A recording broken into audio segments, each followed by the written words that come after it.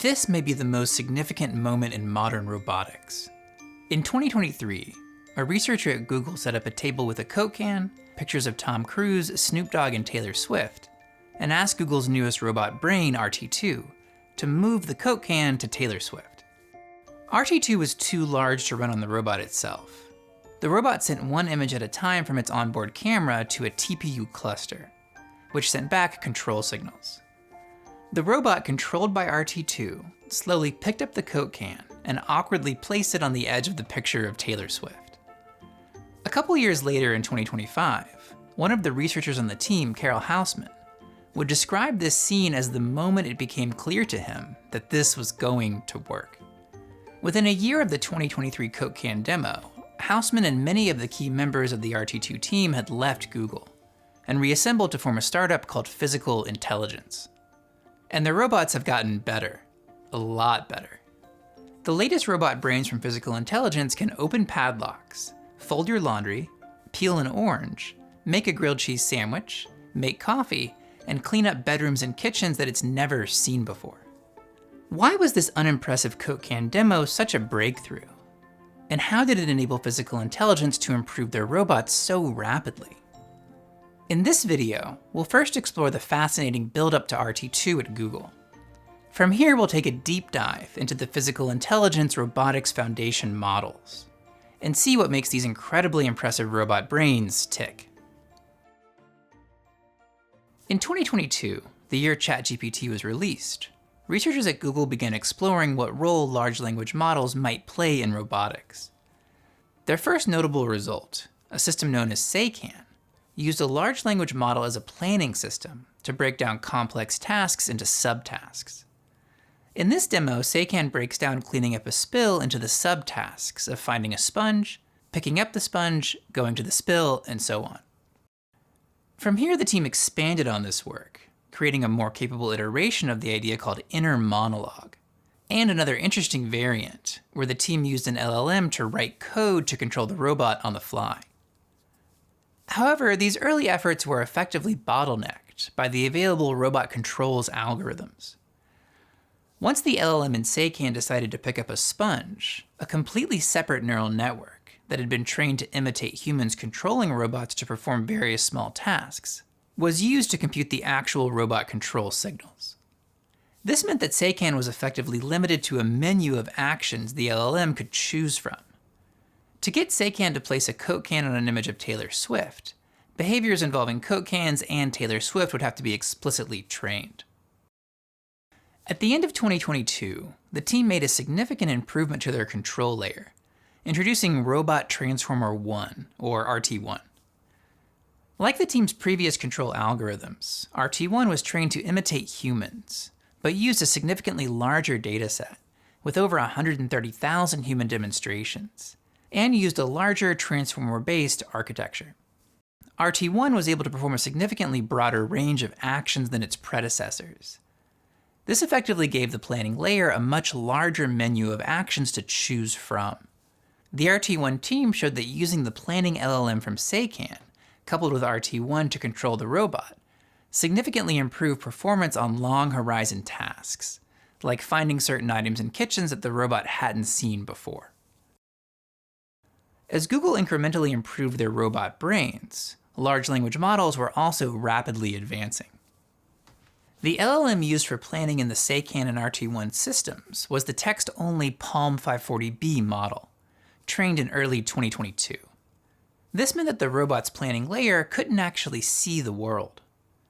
After breaking down a task like helping clean up the kitchen into text subtasks, Google's robots relied on the RT1 control layer to take in images from the robot's camera and iteratively send control signals to the robot's actuators until each subtask was complete.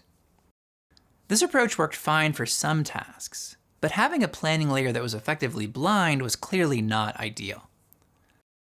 On March 6, 2023, about a week before the release of GPT-4, Google researchers demonstrated Palm-E, a variant of the Palm large language model that directly incorporated images and other data sources. Using the multimodal Palm-E instead of the purely text-based Palm LLM as a planner, with RT1 as the control layer, the team demonstrated a significant expansion in capabilities. Now that the planning layer had access to vision information, the robot could perform more complex tasks that require adaptive planning, like moving objects out of the way to reach a desired object, and fully autonomously recovering from setbacks. Here, a robot using Palm-E as its planning layer and RT1 as its control layer is asked to retrieve a bag of chips. And when a researcher repeatedly puts the chips back in the drawer, Palm-E is remarkably able to recognize that something has changed and adapt its plan. Now, let's zoom out a little and consider the full Palm-E plus RT1 robot brain. Although Palm-E and RT1 were designed to work at different levels of the stack, they have some really interesting similarities. Both models take in images from the robot's camera and use a vision encoder neural network to process the images. From here, in both models, these encoded image representations are passed into a transformer. This is the same type of compute block used fairly universally in large language models. The big difference here is what these transformers are trained to do. The RT1 transformer was trained to directly output robot control signals by imitating humans controlling robots to solve various tasks, while the Palm-E transformer is trained to output text across a wide variety of tasks, including simple next token prediction on internet text, as we see in standard LLM pre-training, but also language vision tasks like image captioning. And importantly, Palm-E was also trained to break apart robotics tasks into smaller subtasks. The similarities between Palm-E and RT1, and the fact that the team was able to expand the Palm language-only model to effectively make use of other types of data, all beg the question, do we really need two separate models here? Why not just continue expanding the Palm language model to not only take in image data, but also to directly output robot control data, effectively absorbing RT1 into a single powerful end-to-end model? Said differently, can large language models, by far the most powerful AI systems we've trained so far, be trained to become robot brains? This brings us to Taylor Swift and the Coke can. In July 2023, a few months after the Palm-E paper came out, the Google Robotics team demonstrated RT2. Taking Palm-E and another multimodal LLM known as PaliX as starting points, the Google team trained these LLMs to directly output robot control signals, training on the same human-controlled demonstration data they had used to train RT1 6 months earlier. And incredibly, it worked. RT2 was able to generalize shockingly well to objects, environments, and tasks that were not in the human demonstration data. This is what makes the Taylor Swift demo so impressive. The robot control training data definitely did not include Taylor Swift. So for RT2 to solve this task, it had to learn how to bring together abstract concepts it had learned in its internet scale pre-training with the robot control episodes. This means that these models can learn to connect the vast amounts of image, video, and text data on the internet with real-world actions, potentially harnessing the full knowledge of the internet into robot brains. This is why this demo is such a big deal. It answers the question, can large language models be trained to be robot brains? With a shaky but definitive yes. The RT2 team coined a new name for this type of model, Vision Language Action, or VLA, linking together vision, language, and action into a single unified model. This video is about to get technical. To see how language models can learn to become robot brains, we're going to reference transformers, embedding vectors, diffusion models, attention heads, softmax, and more. The required context for all these concepts is way more than we can fit into a single video, which is why I wrote this book. The Welch Lab's Illustrated Guide to AI breaks down all of these concepts using hundreds of figures, detailed descriptions, and exercises. You can pick up a copy at welchlabs.com, and we're very excited to announce that we're beginning to offer international shipping. Stay tuned to the end of the video for more updates on the book, and to see the poster that goes along with this video that nicely breaks down the vision language action model architecture. By early 2024, a number of key members of the RT2 team had left Google, and reassembled to form the startup Physical Intelligence. In October of that year, the team demoed their first robot brain, Pi0. Compared to the RT2 Coke Can Taylor Swift demo 15 months before at Google, Pi0 is remarkable. It starts to really feel like a robot that could help you around the house, performing tasks like getting laundry out of the dryer, folding the laundry, and cleaning up tables. How was the Physical Intelligence team able to improve on RT2 so significantly and so quickly? Like RT2, Pi0 is a vision language action model, built on top of a pre-trained multimodal LLM. Based on Pi0's strong performance, you might guess that the Physical Intelligence team increased the model size relative to RT2, but Pi0 is actually smaller. The RT2 model family ranged from 5 to 55 billion parameters, and Pi0 remarkably only uses 3.3 billion parameters, allowing the model to run on the robot itself, using a consumer-grade NVIDIA RTX 4090 GPU at a very respectable 73 millisecond inference time. Here's what Pi0 looks like hooked up to a 2-arm robot platform called Aloha, and tasked with uncapping a pen. Pi0 takes images from an overhead camera, and from one camera on the wrist of each robot arm, and a text prompt. At each time step, Pi0 returns 14 numbers, one number for the position of each of the 7 actuators on each arm. Here we're plotting these outputs as a time series. This movement in our pink curve here shows us where Pi is telling the left gripper to grab onto the pen cap. Pi0 is built on top of PaliGemma, an open-weight multimodal LLM from Google. PaliGemma is built from 2 other open-weight models, the SIGLIP image encoder and the Gemma large language model, that are trained together to solve vision language tasks like image captioning.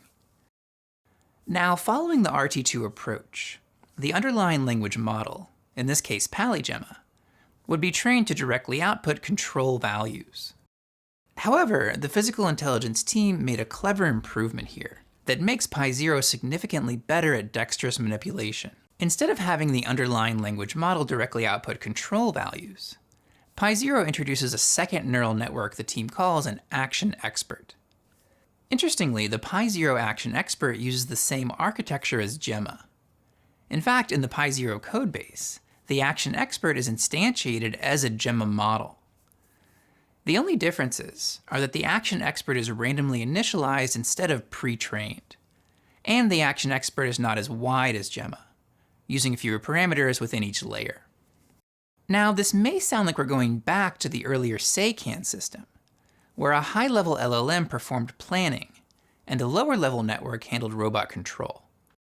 The key distinction here is that in the SayCan system, the interface between models was natural language. The planning LLM told the control network what to do using predetermined text instructions.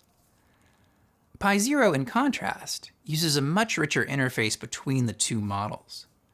Since the Gemma LLM and Action Expert effectively share the same architecture, it's possible for these models to almost think as one, while retaining some really nice benefits of modularity.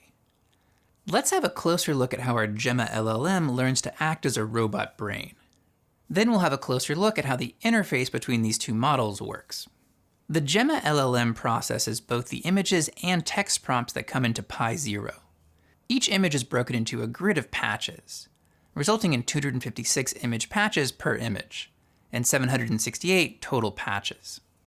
The patches from each image are passed into an image encoder model, resulting in 768 embedding vectors, each of length 2048.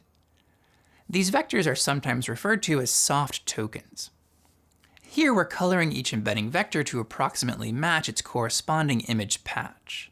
This will help us keep track of our data as it flows through our model. These embedding vectors live in a semantically rich embedding space, meaning they should contain lots of easily accessible information about our images, like whether a given image patch contains a pen. For more on embedding spaces and image encoders, check out the Welch Labs video on AlexNet, the AI image generation video we did with 3Blue1Brown, or the Welch Labs illustrated guide to AI. The text prompt we give Pi0, in this case uncap the pen, is broken into 4 tokens, and each token is mapped to an embedding vector of the same length as our image patch embedding vectors. So we now have 772 total embedding vectors, 768 from our images, and 4 from our text prompt. From here, these embedding vectors are passed into our Gemma LLM. Gemma is composed of 18 transformer blocks, each containing an attention and multi-layer perceptron compute block. Each attention block contains 8 attention heads.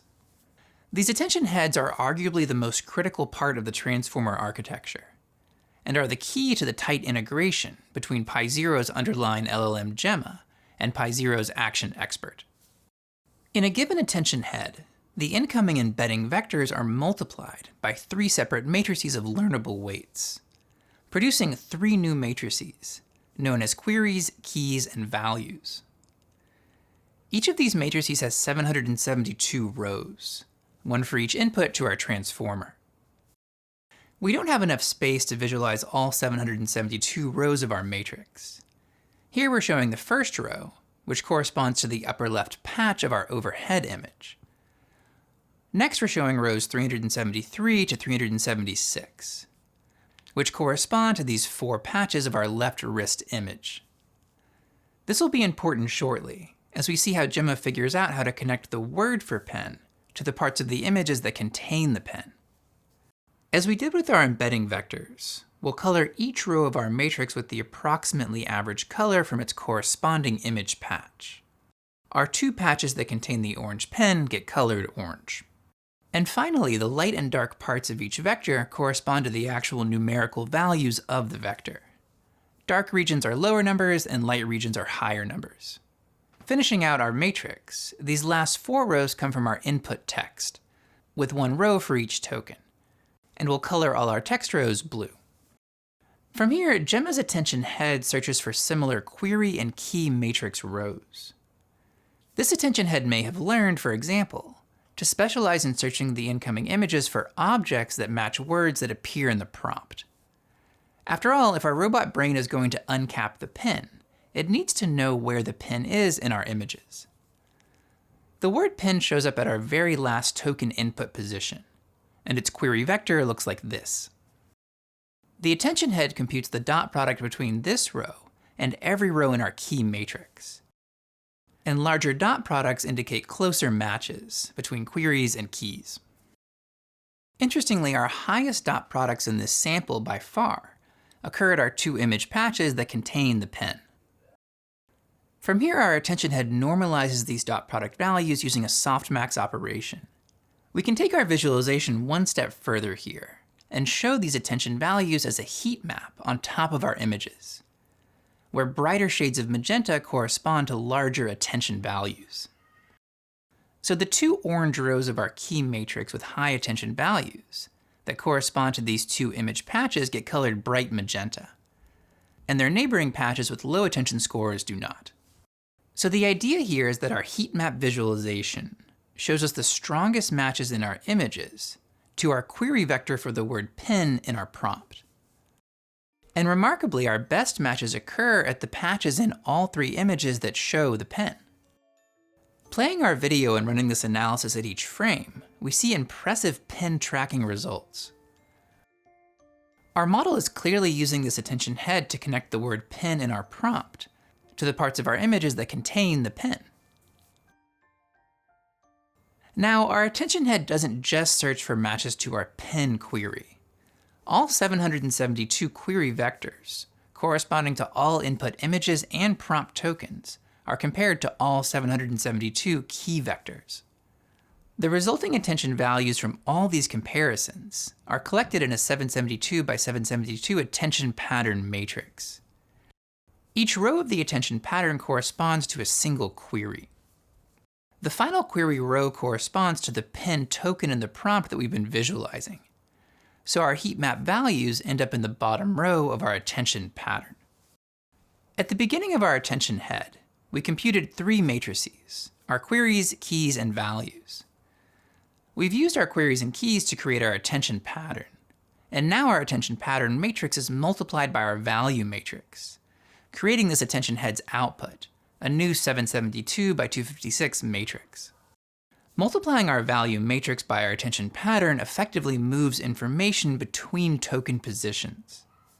The large attention values we see between our pen query and pen image patches mean that these image patch rows are copied and added to the pen position in our final output. One way to think about this operation is that our attention head is forming a unified representation of the text for pen and the parts of our images that contain pens. Now, this is just a single head in a single layer of our 18-layer Gemma LLM. And we expect different heads to learn to pick up on different types of patterns. And remember that our Gemma LLM is just one part of the Pi0 system.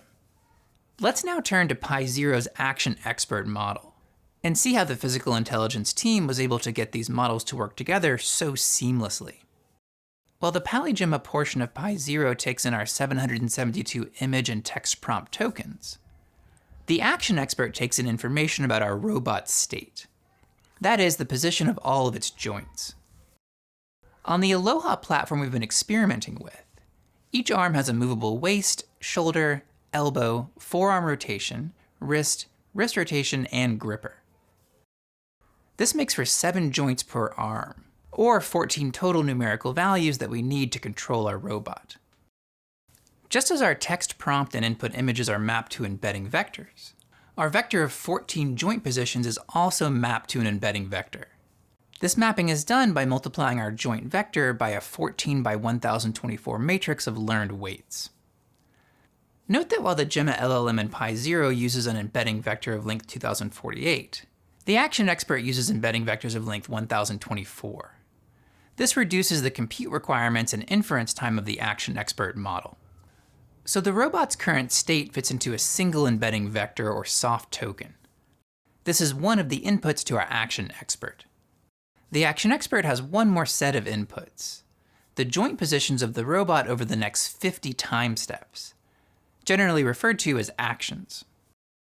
Now, this might seem backwards. The whole point of the action expert is to predict the future robot actions. How could the model take predicted actions as an input? In a fascinating transfer of ideas from AI video and image generation, Pi0's action expert uses a method called flow matching.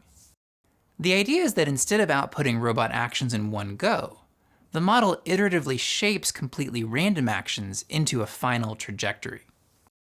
The comparison to AI image generation is really interesting here. A final set of actions produced by our action expert will be of dimension 14 by 50. With one row to control each robot joint, and one column for each of the next 50 time steps. We can visualize this matrix as an image, as we have with other matrices in our model. In this set of actions, we see an increase in the values in our 9th row. We can plot these values as a time series. This set of actions is telling our robot to move its right shoulder, reaching its right gripper towards the pen.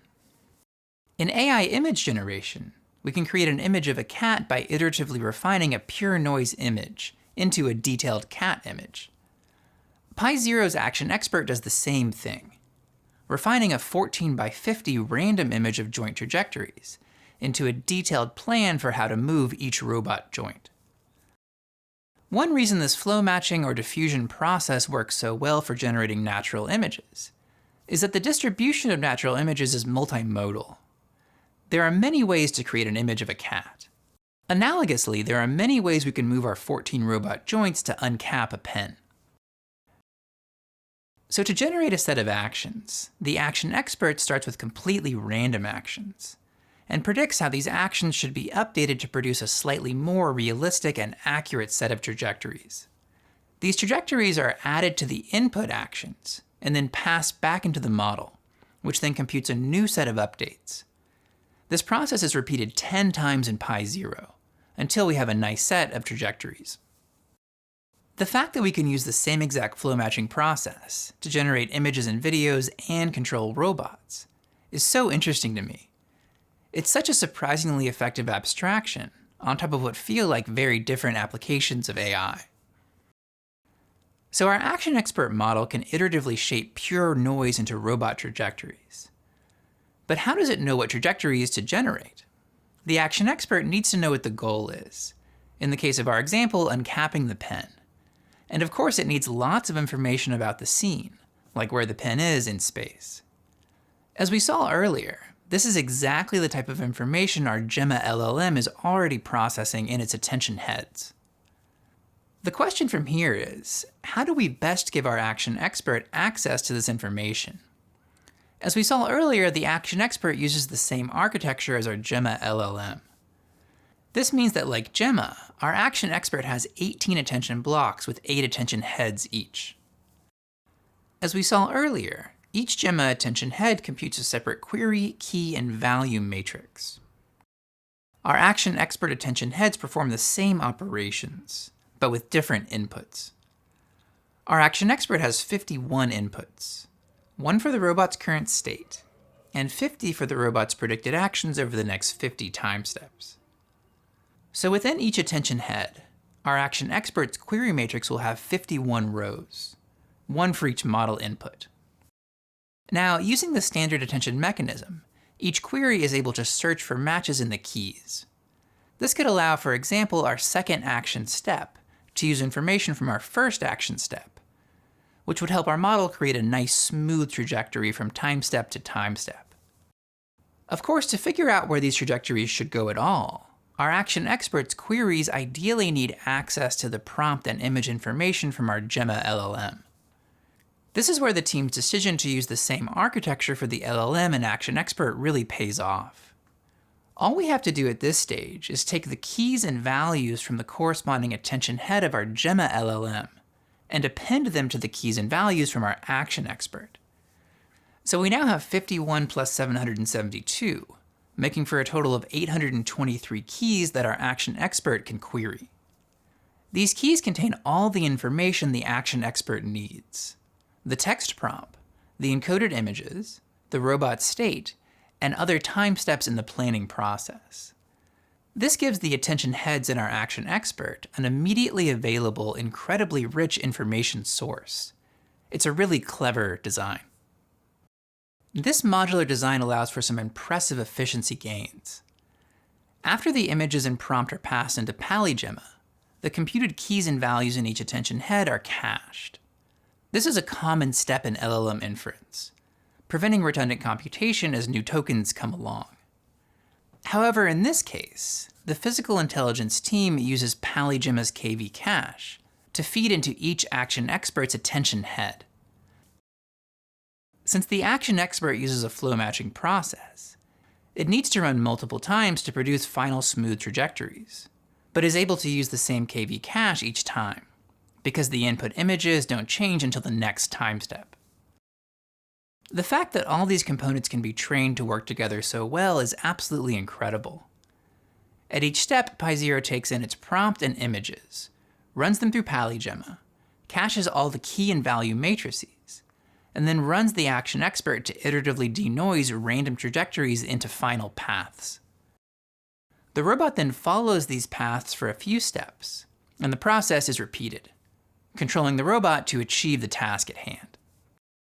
Since Pi0 was first demoed in October of 2024, the physical intelligence team has made various improvements to their models and training approach.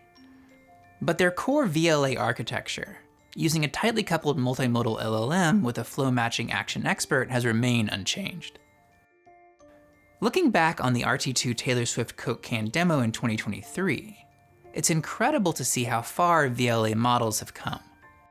And what's perhaps even more impressive to me is that the physical intelligence team had the foresight to realize what this unimpressive demo really meant: that large language models could be trained to be robots, potentially leveraging the full knowledge of the internet into robot brains. Now, as impressive as these demos are, they're still demos. In 1995, a team from Carnegie Mellon demonstrated a self-driving system, Ralph, that drove across the US at 98.2% autonomously.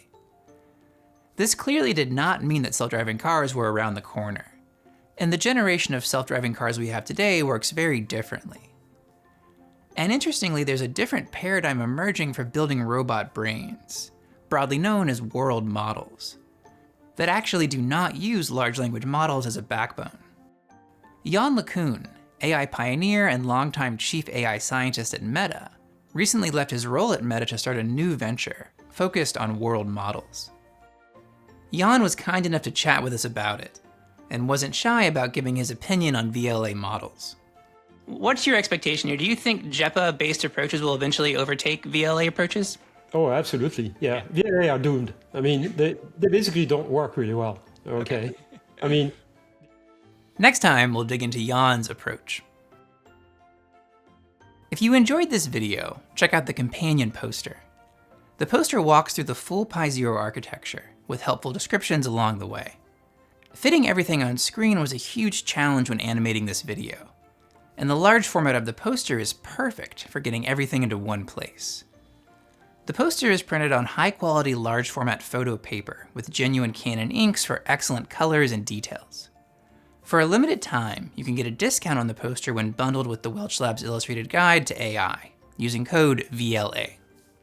Speaking of the Welch Labs Illustrated Guide to AI, I'm very excited to announce that international shipping is now available in these 9 countries, and we're planning to expand to these countries next. I know this has taken a really long time. Thank you for your patience. A ton of you have emailed us and joined our international shipping waitlist. Today, all of our books are printed in the US. We have a great relationship with our printer and the quality is outstanding. We've received a bunch of nice feedback about this. This viewer told us that the construction quality is the best they've ever seen. However, our print costs are fairly high, and being self-published makes international logistics a real challenge. Until very recently, my family and I packed all the books ourselves. Here's 7,000 pounds of books getting dropped off on the street in front of my house late last year. We use high-quality boxes and corner protectors to make sure your book arrives in pristine condition. The other packaging options we've tried just don't protect this heavy book very well. Here's some outgoing shipments, and a van we rent sometimes for post office runs. Here's part of another shipment that was delivered during a snowstorm this year. And here's some more books heading to the post office in my family's SUV. It's definitely been an adventure. Early this year, we started looking at ways to improve and scale our process.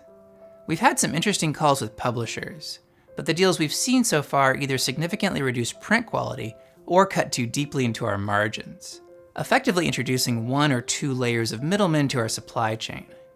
So we've decided to stay self-published for now.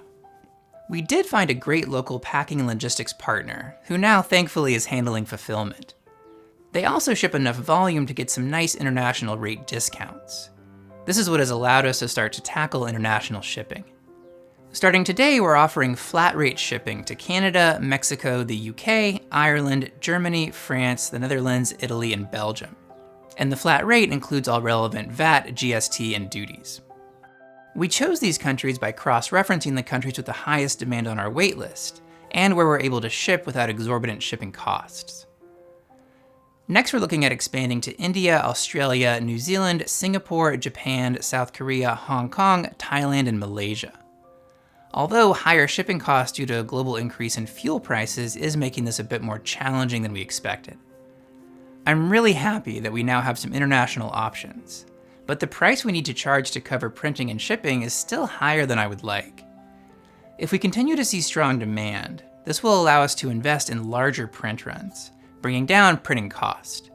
And we're even looking at doing some of our printing regionally, starting in Europe. This would significantly bring down our European shipping costs and allow for lower prices. Sometimes I really question if this is all just crazy and really a distraction from making videos, especially on days when 7,000 pounds of books show up at my house. However, at the end of the day, the mission of Welch Labs is to make these complex topics as understandable as possible, and books are a big part of that mission. One supporter on Patreon, Lauren Steele, put this really nicely when talking about the book. It's not just a condensed version of the videos. The book actually adds so much more detail that the videos couldn't possibly contain. Finally, a big thank you to all the readers who have helped find errors and made suggestions for improvements. These readers are listed on the credits page of the latest version of the book, and we published an errata at welchlabs.com/AI-book. I especially want to thank Robert Blumofe. He's been incredibly meticulous at rooting out little issues in the book, and has even made his own perceptron machine and build guide. I'll include a link in the description below. Thank you so much for your patience, and to everyone who's bought a book. It really helps the business work and means a lot to us. Thank you.